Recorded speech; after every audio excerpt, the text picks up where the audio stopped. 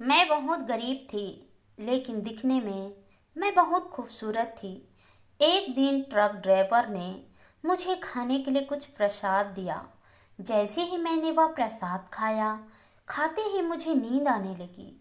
जब मेरी नींद खुली, मेरी पूरी दुनिया बदल चुकी थी।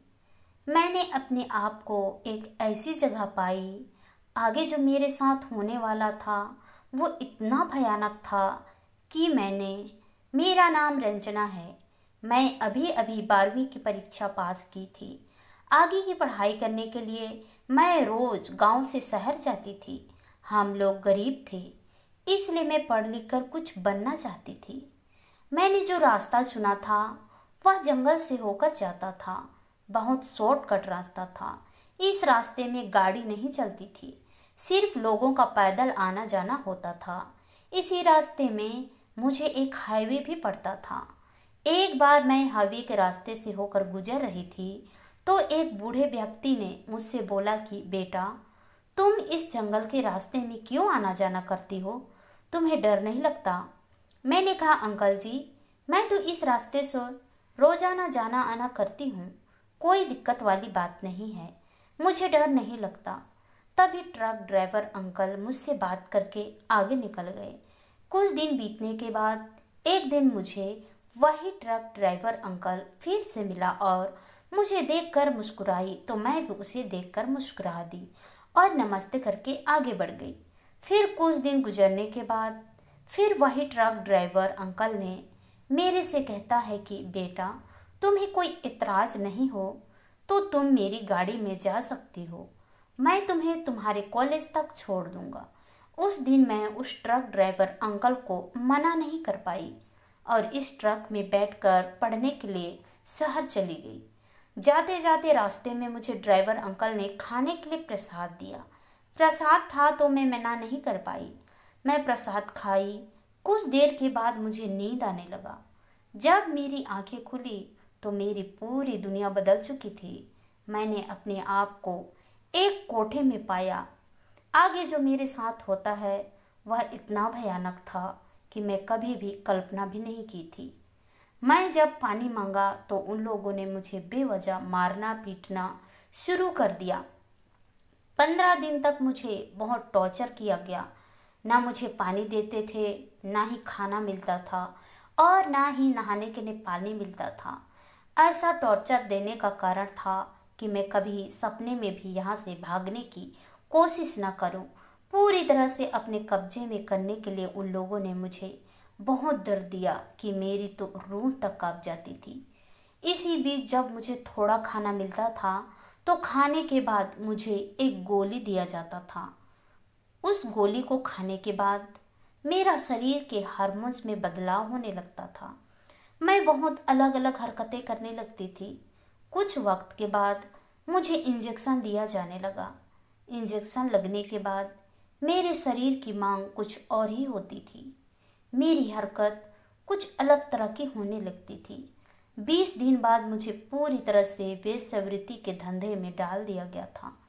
अब मेरे ज़िंदगी में हर दिन नए नए लड़के आने लगे थे। मैं इतनी खूबसूरत थी कि किसी भी अप्सरा से कम नहीं लगती थी। अब हर लड़के की डिमांड मेरे साथ वक्त बिताने की होती थी। इसी बीच मैं प्रेग्नेंट हो गई। मेरा होने वाला बच्चा उन्हीं आने जाने वाले लड़कों में से किसी एक लड़के का नतीजा था। 9 महीने बाद जब बच्चा पैदा हुआ तो उस बच्चे को मेरे से अलग कर दिया गया। जब मैं बच्चे के लिए तड़पने लगी, रोने लगी, तो मुझे कहा गया कि अगर तुम बच्चे की सलामती चाहती हो तो तुम्हें बच्चे से दूर रहना होगा, बाहर जाने की कभी सोचना भी मत।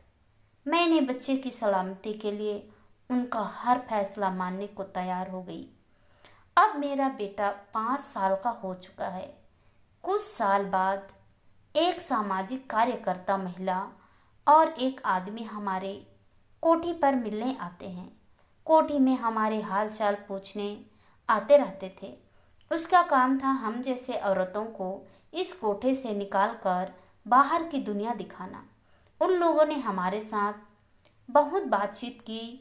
बाद में वो लड़का हमेशा हमारी कोठी आना जाना करता था। ऐसे ही बातचीत करते करते कब मुझे उससे प्यार हो गया मुझे पता ही नहीं चला, और उस लड़के को भी मुझसे प्यार हो गया। हम दोनों साथ साथ में बहुत सारा वक्त बिताने लगते थे और एक दूसरे की बातें सुना करते थे। एक दिन उस लड़के ने मुझसे शादी करने का वादा भी किया था। उस लड़के ने मुझसे कहा कि मैं तुमसे शादी करना चाहता हूँ। हालांकि मेरे घर वाले ये शादी करने के लिए कभी नहीं राजी होंगे, फिर भी मैं तुमसे ही शादी करूँगा। मैं उनकी बातें सुनकर बहुत खुश हो गई। अब शादी के तरह तरह से सपने देखने लगती थी। कोठी की जो मालकिन थी, अब मेरे प्रति उसका नज़रिया भी अब बदल चुका था।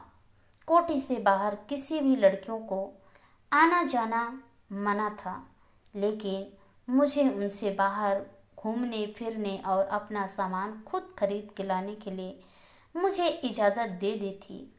जब मेरा मन करता मैं कोठी से बाहर निकल जाती थी और जो खाना हो, जो लेना हो, जहाँ घूमना हो, मैं घूम घाम कर वापस आ जाती थी। मैं उससे भी मिलने बाहर जाया करती थी। हम लोग रात रात भर बातें भी करने लगते थे। कुछ दिन वक्त बीतने के बाद एक दिन मैं किसी काम से बाजार गई थी। बाजार से आते आते मुझे शाम हो गई थी। जब मैं वापस आ रही थी तो रास्ते में मैंने देखा कि एक लड़के की बारात निकल रही थी। वह लड़का घोड़े में चढ़कर घुड़सवारी कर रहा था, तो मैं भी वहाँ खड़े होकर बस उन्हें देखने लगी और अपना सपना देखने लगी कि मेरा भी दूल्हा ऐसे ही एक दिन घोड़ी चढ़कर मुझे अपने साथ ले जाएगा।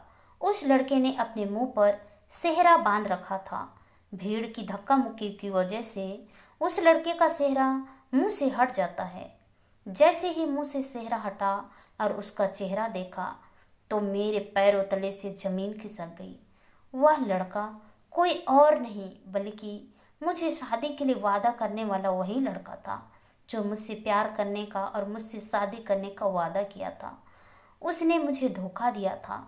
मैं वहाँ से दौड़कर अपने कमरे में आ गई और फूट फूट कर बहुत रोई। उस लड़के के कारण मैंने खाना पीना एकदम बंद कर दिया। फिर एक दिन मेरी तबीयत बहुत ख़राब हो गई तो मुझे अस्पताल में भर्ती कराया गया था। उसी अस्पताल में मेरी पहचान की कार्यकर्ता भी आई हुई थी। जब उसने मुझे अस्पताल में देखा तो उसकी आंखें फटी की फटी रह गई। वो मुझसे पूछने ही वाली थी कि एक आदमी आया था और उसके कान में कुछ बोलकर चला गया। उस आदमी की बात सुनकर वो चौंक गई। तब मैंने पूछा कि क्या हुआ, तो उसने मुझे बताया कि जिसने मुझे धोखा दिया था वह लड़का भी इसी अस्पताल में भर्ती था और किसी गंभीर बीमारी के कारण आज दुनिया से चला गया था।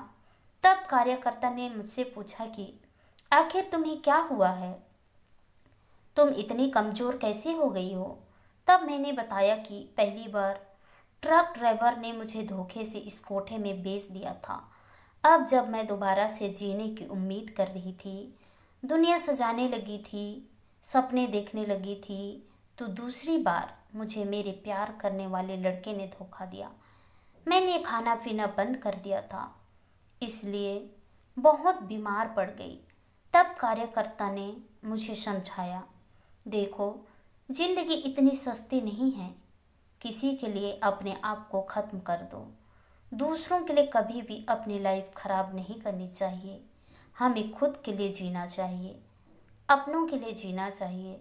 जिसने तुम्हें मुझे धोखा दिया था वो तो इस दुनिया को छोड़कर जा चुका था। मैंने उसे दिल से माफ़ कर दिया। अब मैं पूरी तरह से स्वस्थ हो चुकी हूँ और कोठे से बाहर निकलकर अपने बेटे के साथ एक साधारण जीवन जी रही हूँ।